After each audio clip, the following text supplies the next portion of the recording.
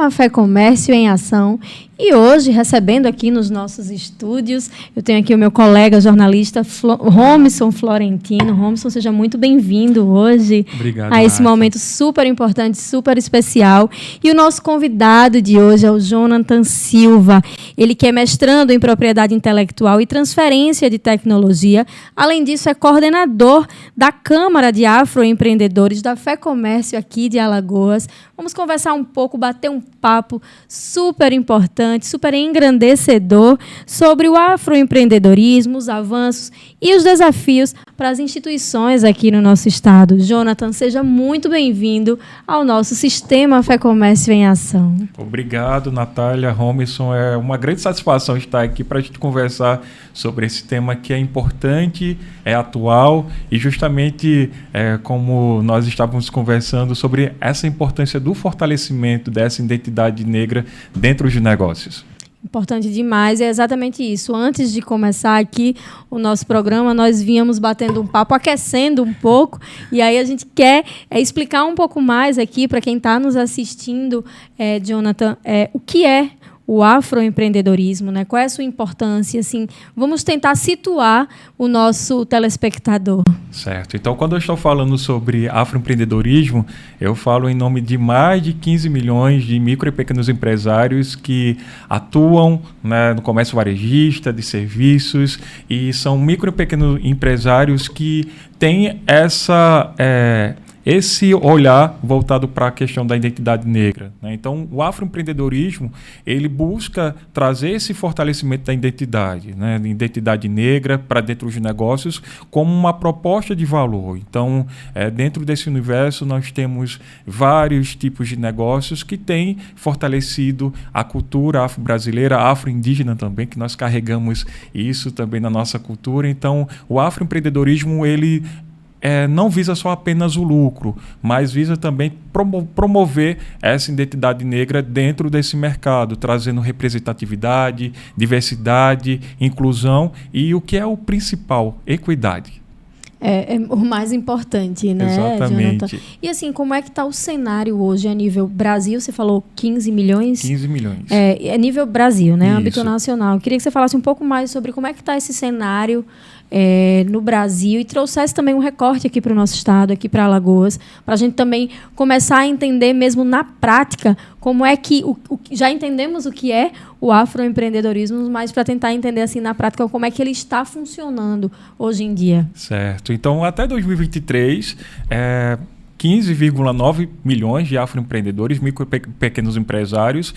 Quando a gente fala sobre esses empresários no Brasil, eles têm uma representatividade em termos financeiros de mais de 359 milhões, né, de movimentação própria. Então, um mercado muito promissor. Em Alagoas, de acordo com o último censo do IBGE, cerca de 157 mil afroempreendedores. Então, é um mercado que é muito promissor.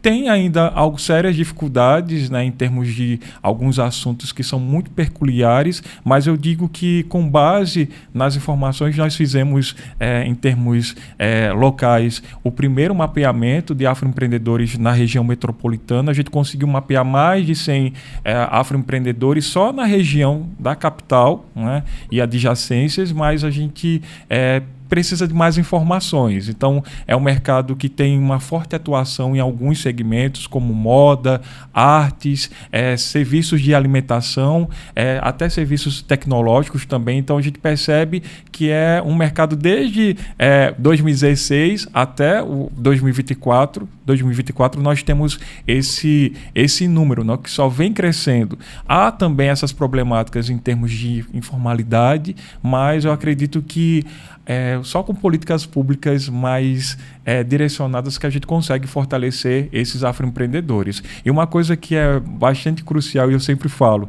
que desse universo de mais de 15 milhões, mais da metade são de mulheres negras. E isso se reflete também localmente, né? Então, nesse mapeamento local, cerca de 76% foram de afroempreendedores. Então, eu digo que a essência do afroempreendedorismo é de mulheres pretas.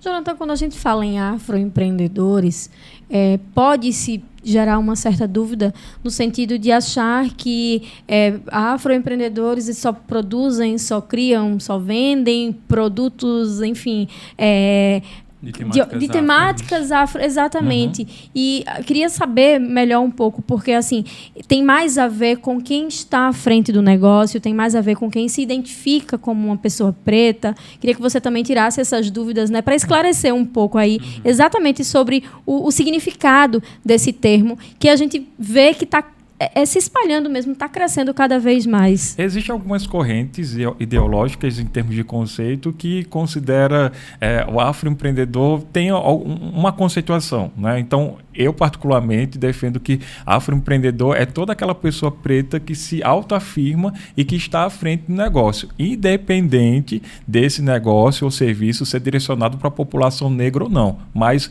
é a questão da representatividade. Essa pessoa é dona de um negócio, seja uma panificação, uma mercearia, uma loja de roupa, uma lanchonete, mas é a presença negra ali. Se ela realmente quiser trazer dentro do seu contexto de missão, visão, esses elementos da cultura afro-brasileira, maravilha, mas o importante é ter essa figura negra, né, à frente desse negócio. Eu acho que, assim, pós-pandemia a gente viu que o mercado realmente mudou bastante. Você comentou um pouquinho, mas eu queria que você trouxesse um panorama para a gente de quais setores, né, tem a presença, de fato, do afroempreendedorismo, né? Se existe também setores, principalmente pós-pandemia, assim, que se tornaram emergentes, principalmente pensando aqui no âmbito estadual também. No âmbito nacional, a gente vai perceber que o setor de serviços, né, o setor de cuidado, beleza, estética, é muito forte em âmbito nacional. Isso reflete também localmente. Então, nesse mapeamento que foi feito localmente, nós vimos 3 segmentos muito importantes. Moda, que existe um mercado pulsante de moda alagoana, e quando faz esse recorte para a moda afro, nós vamos ver, por exemplo, casos extraordinários de afroempreendedoras participando de eventos a nível nacional e até mesmo já tendo uma pretensão de expor seus produtos, por exemplo, na França. Poxa, temos um outro ponto também, que é o setor da cultura, da economia criativa. Então, existe muitos afroempreendedores, produtores culturais, cantores, artistas. Então, é um setor que faz muita diferença localmente. E o setor de alimentos. Então, aqui na cidade a gente já encontra, por exemplo, restaurantes, afroempreendedores que traz essa culinária afro-referenciada. Então, eu digo que o movimento local segue o nacional, né? Então, um outro setor que é muito pulsante é o setor tecnológico, com startups que trabalham essa questão de inovação, tecnologias sociais, impacto social. Então, esse é o cenário em termos de negócio. O que seria essa economia criativa, Natália Barros? Só para ilustrar um pouco, né? Como é que ela se encaixa aí nesse contexto? Então, a economia criativa é quando você, de maneira bem simples, né? Que eu vou fazer o exercício que meus professores ensinam quando falam sobre economia criativa. Você tem uma ideia e você observa, através dessa ideia, você observar se existe, né, uma necessidade do seu público. A partir daí, né, você desenvolve essa ideia no sentido de atender o mercado, as expectativas do mercado, mas ao mesmo tempo também trazer formas diferentes de adaptar essa ideia. Então, quando a gente fala sobre questão de economia criativa, nós temos os setores das artes cênicas, música, arquitetura, patrimônio histórico, cultural, a questão da gastronomia, a parte de tecnologia, desenvolvimento de games, startups, enfim, tudo que envolve a questão da criação, mas com o objetivo de atender uma necessidade da sociedade. Então, unir a criatividade, mas ao mesmo tempo sem perder esse viés do mercado. Então, resumindo, isso seria economia criativa. Foi um ótimo resumo, conseguiu esclarecer bastante. Verdade. Fala um pouquinho sobre o Jonathan enquanto coordenador da Câmara de Afroempreendedores da FEComércio, aqui em Alagoas, né? Vamos entrar um pouco aqui nesse âmbito. Eu queria que você trouxesse para a gente, né, qual é o papel da Câmara de Afroempreendedores, como é que se atua, né, de acordo, trabalhando aqui nesse nicho, como é que vocês conversam com esses empreendedores, né, com esses afroempreendedores. Então, vamos trazer um pouco aqui na prática com relação à atuação da Câmara. Perfeito, né? Nós temos a FEComércio como uma grande parceira. As primeiras movimentações da Câmara do Afroempreendedor começou em 2020. Nem imaginávamos que iríamos enfrentar uma pandemia. Então, sabemos que a pandemia ela limitou um pouco algumas ações, mas ali a gente tinha um sentimento forte para fazer com que esse projeto ele fosse pulsante. Novamente, a Câmara ela é reativada.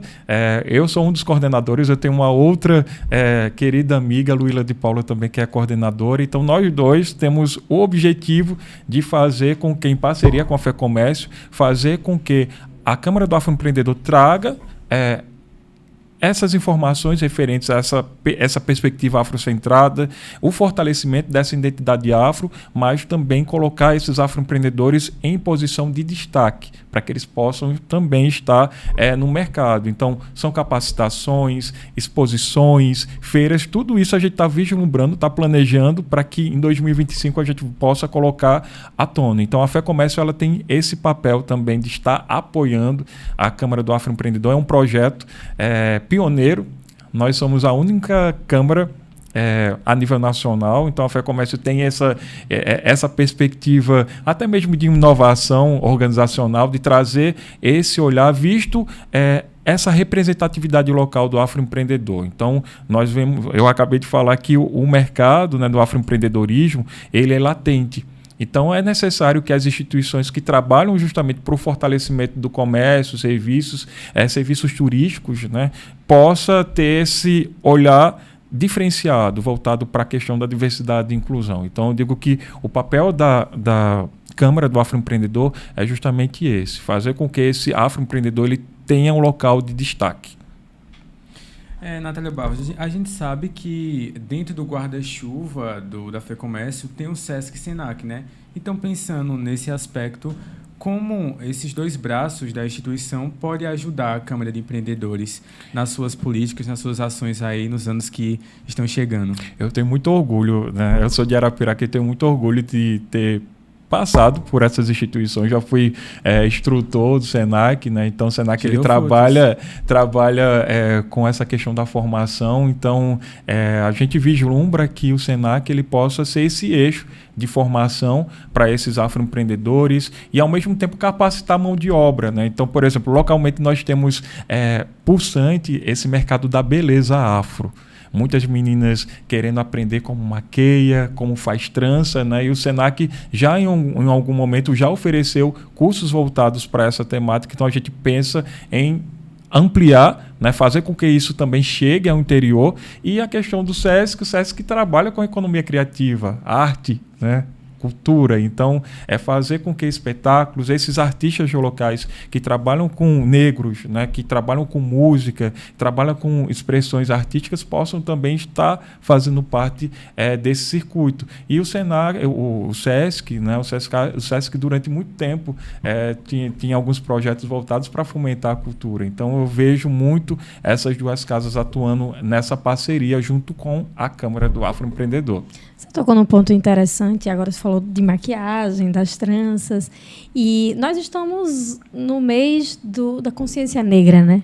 20 de novembro, já está batendo na porta, e aí fala-se muito sobre a importância dessa celebração, desse reconhecimento da identidade negra, mas reforçando que não é somente no mês de novembro que deve se falar e fomentar essa temática, né? Um ano inteiro, são todos os anos, a população preta é a sociedade, é a raiz da sociedade, e a gente precisa estar sempre lembrando disso e lembrando aos outros também. Quando você fala dessa questão da maquiagem, da trança, né? Eu sendo mulher, eu entendo esse lugar que você fala, eu aprendi, né? Dessa também coisa com as afroempreendedores. Perfeito. Né? Então você vai entender também que é justamente a importância de se entender, de se reconhecer enquanto uma pessoa preta, que como a maquiagem ela funciona em tons de peles diferentes, né? A gente vem acompanhando recentemente muitos debates na internet, né? Lança uma linha de maquiagem e essa linha de maquiagem ela não atende a todas as tonalidades, todos os tons de pele. Então gera-se essa polêmica e deve ser discutido, deve ser questionado, né? Mulheres pretas que até pouquíssimo tempo atrás elas não conseguiam uma base, um pó no tom da sua pele. Então eu quero que você também entre nesse assunto. Eu acredito que o afroempreendedorismo ele também venha para justamente esse entendimento entre si, né? Entender quais são as reais necessidades dessas pessoas e elas criarem essa demanda e realizarem realmente essas oportunidades, né, Jonathan? Isso. Contando um pouquinho da minha história, como eu comecei no afroempreendedorismo, para chegar até aí, né, para entender sobre esse universo de trança, maquiagem, a pigmentação. Então, a minha história com o afroempreendedorismo começa lá em 2015, 2016, que justamente é nesse momento que saem os primeiros dados falando sobre a questão do afroempreendedorismo. E como eu sou um rapaz muito curioso, então eu disse, essa questão de afroempreendedorismo é muito interessante. Vamos trazer essa discussão local. Inicialmente era um seminário. Trouxemos algumas personalidades, foram faladas as diferentes perspectivas sobre o que é o afroempreendedorismo, mas isso é mais, a gente está movimentando um grupo e um assunto que é pulsante. E no ano seguinte, 2017, nós fizemos um evento que ressaltava a questão da estética afro. E nós trouxemos 7 casos de mulheres. E foi a partir daí que essas mulheres hoje, por exemplo, temos a Afriala, Manu Cabelos, que participaram lá em 2017. Essas meninas já trabalhavam com a questão da estética afro, né? Estética afro e em termos de cabelo. E depois de 2017, essas mulheres deslancharam e outras surgiram. Algumas delas, inclusive, eu conheço, acompanho o trabalho. Isso, elas são muito fortes nessa questão das mídias sociais, dão show. 2018 surgem as Divinas Pretas, que traz para o mercado local maquiagens voltadas para a pele negra e as diferentes pigmentações. Então, uma afroempreendedora local. Hoje, a Divinas Pretas, né, pela questão de reposição de marca, hoje a Divinas Pretas está lançando uma coleção cápsula de moda afro brasileira, né? Então, hoje já temos, por exemplo, Tereza Olegário, temos outras mulheres que atuam nessa área, nesse mercado da beleza. Então, eu digo, né, que o mercado, né, quando a gente fala sobre estética afro, ele sempre existiu, mas as empresas, as grandes indústrias, nunca viram, né, que será que é potencial investir nesse mercado? Não existia esse interesse, Jonathan? A gente sabe que existe um grande vilão para a população negra, que é o racismo. Então, eu digo que, na grande maioria das vezes, essas empresas... vou fazer produto para preto para quem não tem dinheiro. Porque tinha demanda, claro. Tinha demanda ali reprimida. Só para vocês terem ideia, até 2021, a população, que a grande maioria, como você colocou, a população negra desse país, movimentou mais de 1,7 bilhões de consumo em termos de produtos e serviços. Então, é uma população que consome. Então, imagina você, enquanto mulher negra, você não ter um shampoo, porque a nossa estética do cabelo tem algumas diferenciações e que é necessário um tratamento específico.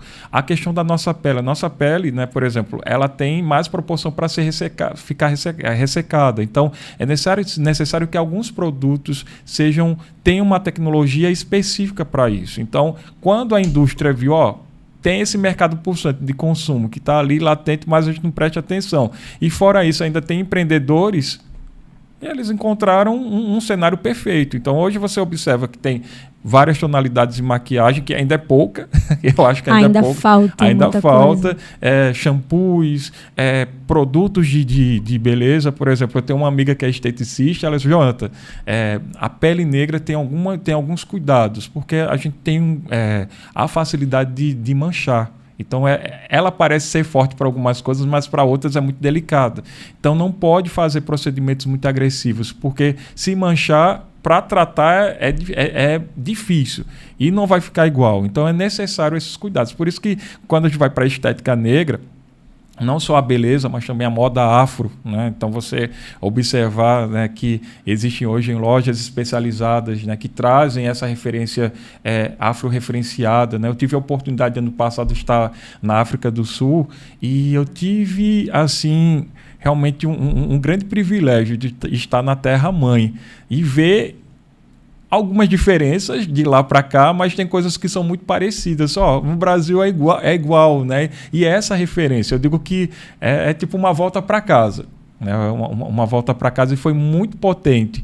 E ver também as diferentes estéticas. Lá, por exemplo, é mais fácil encontrar bases, encontrar produtos específicos, hidratantes, né? A questão do vestiário, vestimentas é algo natural. Então, eu digo, a gente está no caminho certo. Tem muito dever de casa para fazer, mas nós estamos no caminho certo, para que a gente venha vislumbrar um dia, né, que a gente venha conversar e dizer, o racismo acabou, agora a gente está aqui de igual para igual. É um sonho de sociedade, né? Exatamente. E ainda nesse assunto, na sua visão, o que ainda precisa ser feito para aumentar assim, o apoio e a visibilidade, né, para os afroempreendedores? E como você vê esse cenário em Alagoas para frente, assim, o futuro? Como você enxerga o futuro nesse sentido aqui no estado?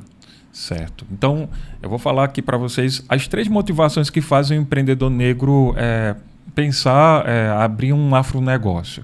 Então, primeiro é a questão da necessidade. Então, é uma realidade de todo micro e pequeno empresário. Às vezes, fui demitido, então tenho que gerar alguma renda e é aquele tipo que assar em comer. Então, tem que abrir um negócio. E muitas vezes ele não presta atenção para quem vai vender, o quanto eu vou colocar de preço na peça, enfim. Essa é uma das motivações. A outra é a questão da herança. A gente estava falando sobre a questão de ancestralidade, que muita gente carrega isso como uma questão religiosa, mas muitas vezes a questão da ancestralidade ela motiva muitos empreendedores negros, porque eu tinha uma avó que cozinhava. Eu tinha uma mãe, né, uma mãe que costurava. E isso acaba sendo herdado. Então, ancestralidade são todos esses conhecimentos, esses costumes, essas formas de enxergar o mundo, né? São as nossas raízes, que é a nossa família. Então, é uma das motivações também que fazem com que pessoas negras empreendam. E outra é o engajamento. Mas o engajamento ele vem sempre na questão de uma experiência negativa. E a experiência negativa, uma experiência racista. Então, eu vou pensar, sofri uma experiência racista. Tem um caso de um empreendedor, né, que ele foi fazer sua primeira viagem internacional e ele alugou, né, um espaço. Né, um espaço, e quando ele foi na casa da pessoa, isso foi uma experiência na França, a pessoa aqui, quando viu, né, ele, que era uma pessoa negra, disse não. E ele pagou tudo. Aqui a gente não quer negro. Então, mediante essa experiência negativa, ele disse, não, eu não quero fazer com que outras pessoas negras passem por que eu tive essa experiência negativa. Então, o que é que eu vou fazer? Eu vou criar uma empresa que ela se inspira muito na questão de roteiros afrocentrados. Eu quero ir para os Estados Unidos, quero conhecer ali o Harlem, né, que tem uma cultura negra pulsante, então eu vou lá na empresa, agência de viagem, que é uma pessoa preta me atendendo e vai dar todas as orientações possíveis. Por exemplo, nessa viagem que eu fui para a África do Sul, foi uma mulher negra, dona de uma agência de viagem lá em Minas Gerais, que fez todo o processo de dizer, a escola de inglês melhor para você é essa, você vai ficar em tal local, você vai ter esses roteiros que ela viu, né? Essa questão de eu querer saber muito da cultura, das minhas raízes, da minha ancestralidade, então ela foi a melhor pessoa. Então esse é o empreendedorismo por engajamento. E os grandes desafios, né? Mediante esse cenário, nós enfrentamos 3 desafios principais. E o primeiro é a gestão. Jonathan, mas tem curso de gestão de pequenas empresas por aí, né? Vários, mas muitas vezes esses cursos eles não falam a realidade, não trazem exemplos que sejam próximos, né? Então, por exemplo, eu nunca vi num curso de marketing alguém colocando uma pessoa negra como uma referência. A gente aprende com os demais, mas é necessário também ter as nossas referências. Então, a questão da gestão, que eu chamo até mesmo de gestão afrocentrada, né? Ter esse olhar, né, para o afronegócio, para o afroempreendedor. O segundo, muitas vezes eu tenho um negócio, mas falta o capital. Então, quando eu vou numa agência bancária, eu não consigo financiamento, porque eu tenho 3 vezes mais chance de ter esse crédito negado. E não sou eu que estou inventando, né? Esse dado é comprovado pelo Instituto Locomotiva. Então, uma pessoa negra, ela, quando vai solicitar um financiamento para investir no seu negócio, ela encara essa questão. E o terceiro, que é o grande vilão de todos, que é a questão do racismo. Por isso que eu digo que o afroempreendedorismo é uma das respostas para o enfrentamento desse racismo que é institucional, estrutural, ambiental, enfim. Então, é uma forma que eu digo que de fortalecer essa identidade, mas ao mesmo tempo gerar esse impacto social. Importante demais, né? Eu fiquei aqui observando você falar e pensando tanto assim, né? São tantas reflexões que esse tipo de tema, que essa pauta levanta. E com relação ainda você falou muito de dados, né? Você trouxe dados, trouxe essa questão da representatividade, de ocupar espaços, de estar. Você falou de banco, então, cara, se tivesse mais funcionários, pessoas pretas trabalhando em bancos, isso aí poderia diminuir. Daí a gente vai pensando esses possíveis cenários e que devem, na verdade, devem acontecer, né, Jonathan? Então, uma outra coisa voltando à questão de dados, o Instituto Fé Comércio, por exemplo, então a Câmara.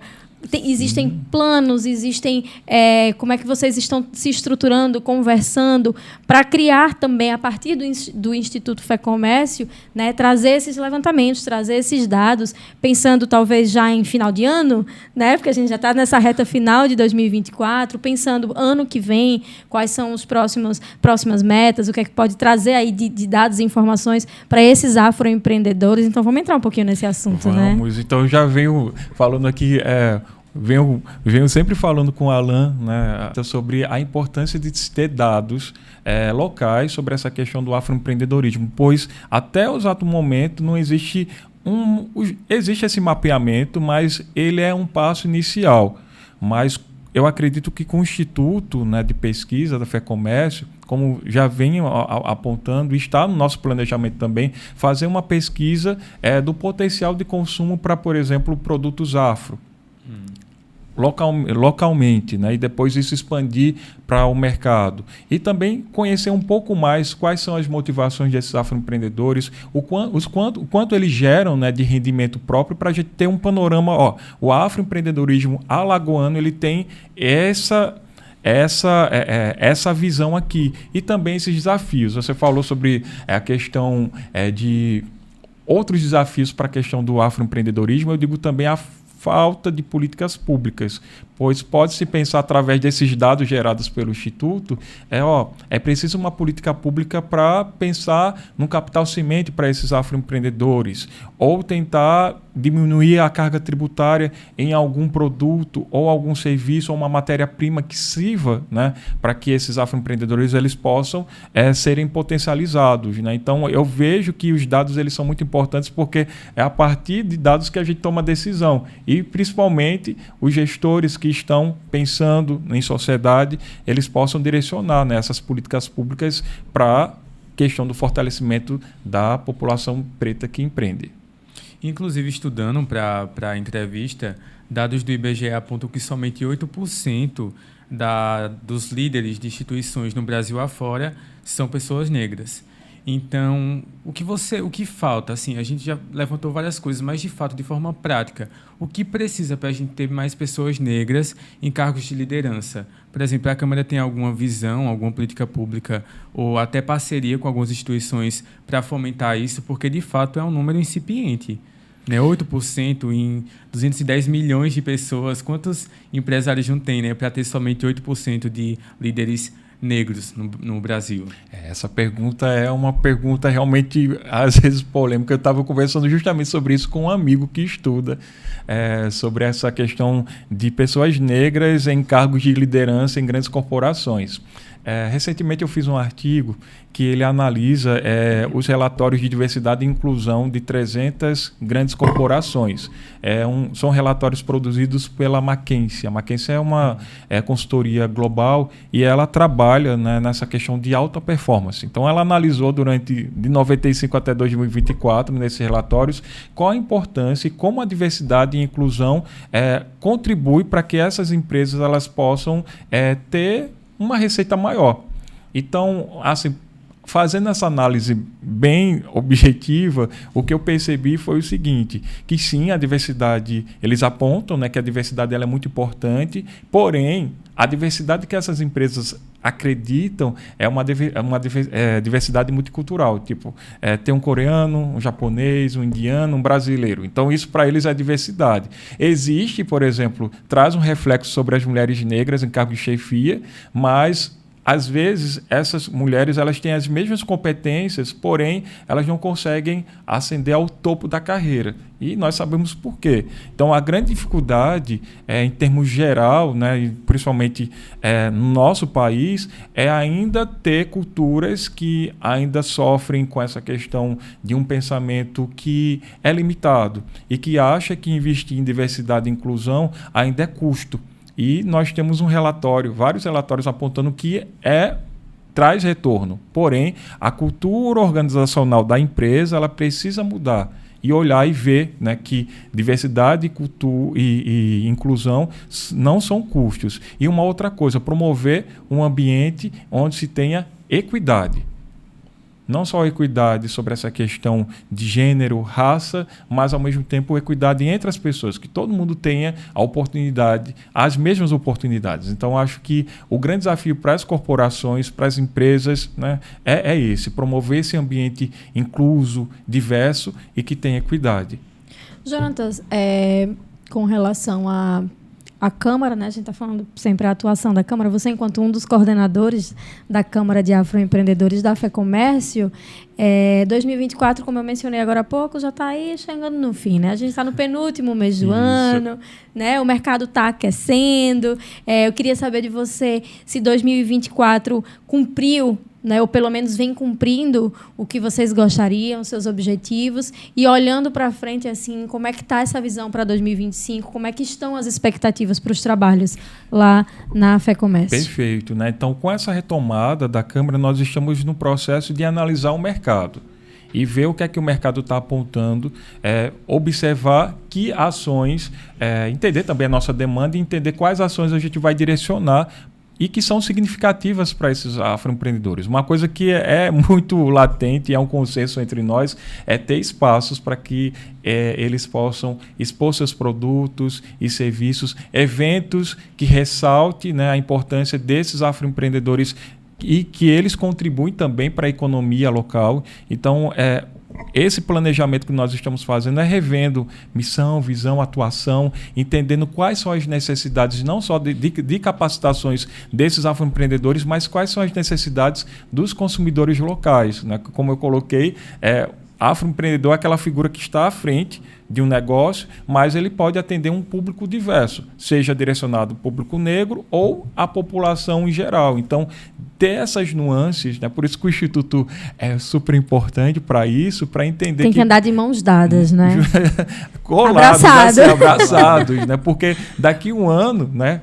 Quando a gente tiver essa conversa, mostrar, o panorama é esse, a gente conseguiu fazer essas ações. Houveram algumas participações em eventos, feiras durante esse período, mas agora nós encontramos um momento de planejamento. Acho que é a palavra principal para todo e qualquer microempresário, e em particular com o recorte que nós estamos fazendo aqui, o empreendedor negro. Ter esse planejamento para vislumbrar tanto o primeiro trimestre, o segundo, e assim avaliar, porque você fala sobre a questão dos indicadores, né? Quando a gente tem números, a gente consegue ter ali uma boa tomada de decisão. E até mesmo para a gente entender como a FEComércio pode estar contribuindo, articulando com a sua rede de parceiros, né? Porque a gente sabe que parcerias são muito importantes. E para os afroempreendedores, mediante as dificuldades que nós enfrentamos, esses parceiros com esse olhar, né?